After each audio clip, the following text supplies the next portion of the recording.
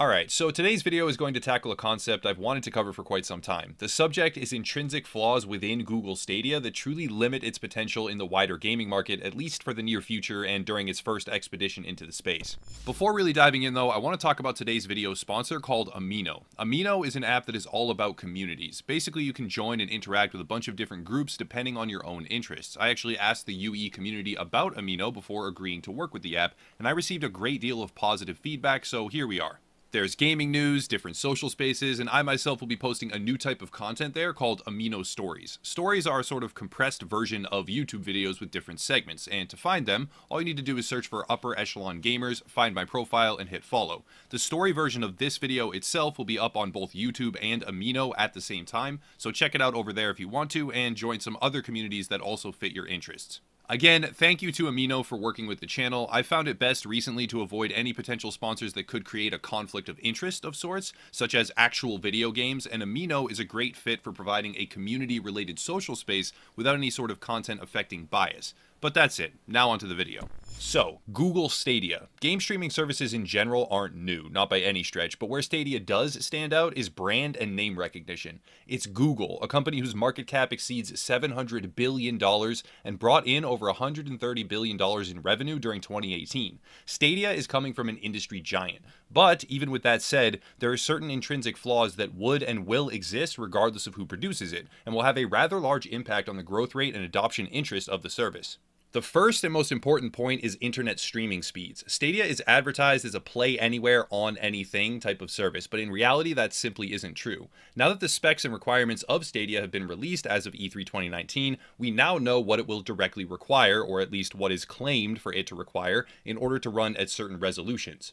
At a download speed of 10 megabits, a user can stream games at 720p with 60 frames per second. At about 20 to 25 megabits per second, it should be comfortable to stream in 1080p, and to stream in 4K resolution, 35 megabit speeds will be required. Now, alongside that, there are various technicals released regarding sound quality and some other detail-oriented stats, but for our general purpose today, this is plenty. The important benchmark for comparison is YouTube. Streaming videos on YouTube at similar resolutions requires about 1/4 of those speeds, and the service is advertised as something that will make gaming more accessible to everyone, which is fundamentally flawed. Since the bare minimum speed required to operate at a resolution which is anything but optimal, but to be fair, functional and playable, we will use that as the comparison point.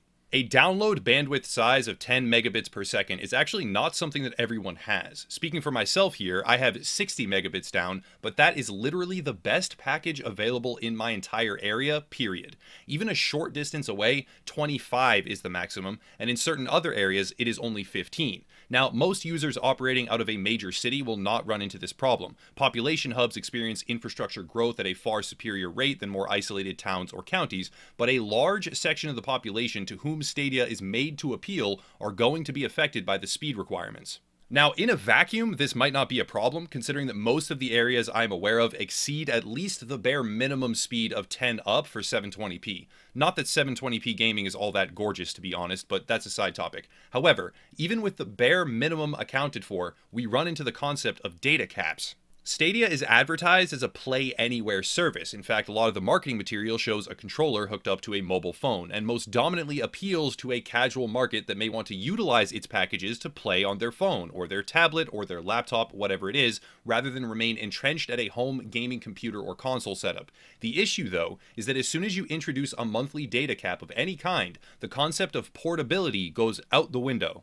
Even the high-end data caps are easy to burn through if you use your provider's network to stream videos or music or surf the web, and with Stadia consuming 4 times the rate of data usage than a similar quality video on YouTube, it will absolutely shred through your data limit. As a result, if you do not have an unlimited plan, the expectation of using Stadia to play more than just a couple of hours, a few times a month at most, is completely lost. Furthermore, since these speeds are a continuous requirement, it almost completely eliminates the potential to play anything on public connection points. If you expect to go play high-fidelity shooting games with Stadia at Starbucks, think again, unless they somehow drastically improve the service from right now. Not only does Stadia require a connection speed that is 4 times higher than video streaming at the same resolution, it also requires uninterrupted streaming at that speed without fail. When buffering a video, whatever program is playing that video can preload frames. With an HD movie, it can set up a buffer zone of footage set to play that will continue regardless of fluctuations in speed. For instance, if it requires 1 megabit to watch a video, and you normally have 2 megabits download, just for the sake of an easy example, the video will load faster than it plays, and even if your speed fluctuates to 1/2 megabit per second, and then back to 2, it will still usually be perfectly fine and you will not notice. This isn't the case with Stadia, since the game requires real-time input from the user and then must communicate that input back to a data center, which then sends the resulting footage back to the user in a constant cycle. Any decrease in speed will have an immediate and tangible effect on your gameplay experience. Nothing can be pre-rendered or buffered. It must all be in real time. So any fluctuation at all as a result of others downloading files over the same connection, your ISP having issues, anything, and your gameplay is the first thing to suffer.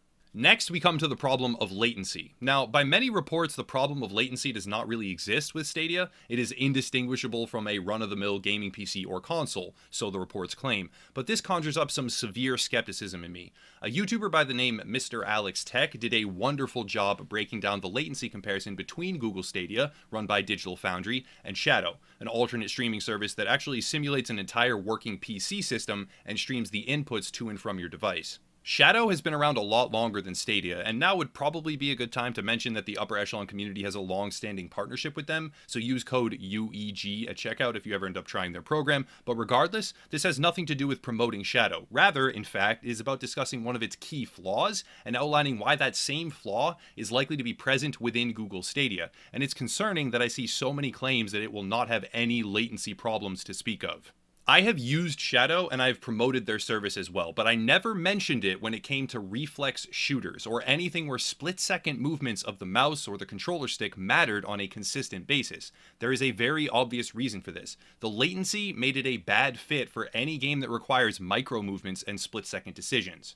Mr. Alex Tech does a wonderful job of breaking down the speed and latency tests done by Digital Foundry and also conducting his own to compare Shadow to Google Stadia. At certain points, Shadow is actually faster during his findings in terms of latency than Stadia, and that is where I have some serious issues now trusting the reports from many different users who have physically tried Stadia, saying that it feels indistinguishable from a regular PC or console. With any streaming service at all, there is an extra step here. Instead of your video playing locally and your commands being sent direct from that machine to the game server to be processed, the game footage originates at point A, is sent to point B, to you, where the footage is seen and commands are then executed by the user, is then sent back to point A to be processed, and then sent to point C to be processed by the game server. These steps occur very quickly, but depending on a number of different factors such as speed or proximity to a data center, the time between command and execution can be uncomfortably long. And when it comes to any high-octane game or something with an emphasis on split-second decisions,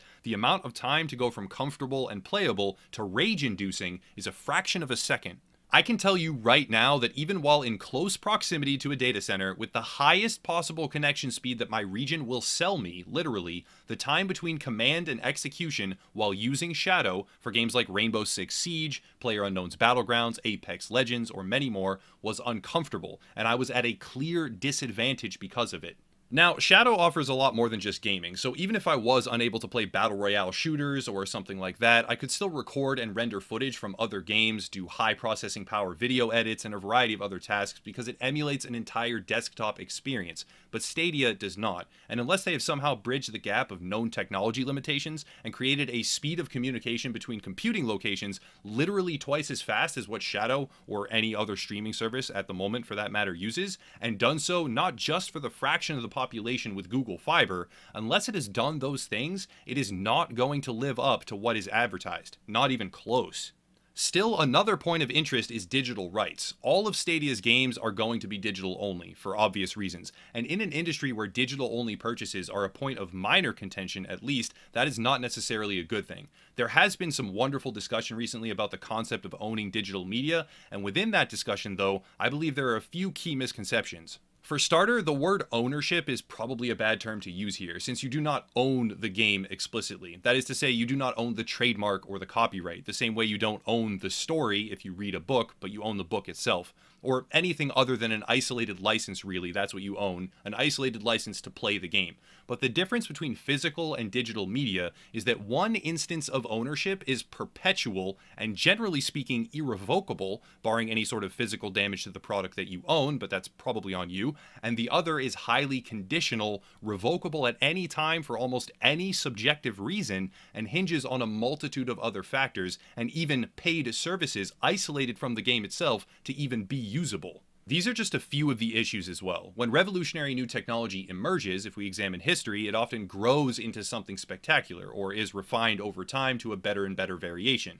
And the concept of game streaming may indeed one day fundamentally change the games industry as a whole, but Google Stadia, while not strictly speaking the first service of its kind, is on the bleeding edge and will have some severe growing pains as a result. If you are not in a major population center with a constant sky-high connection, if you have a data cap at all, if you have a desire for split-second reactions to complex scenarios and a game that responds immediately to those commands, or a desire to have constant access to the games that you buy, uninterrupted by the instability and uncertainty of running through 3 or more different accounts, if you have any one or multiple of these concerns or situations, Stadia is a completely different creature to what is being advertised and will not perform for you like it does for their fancy marketing material.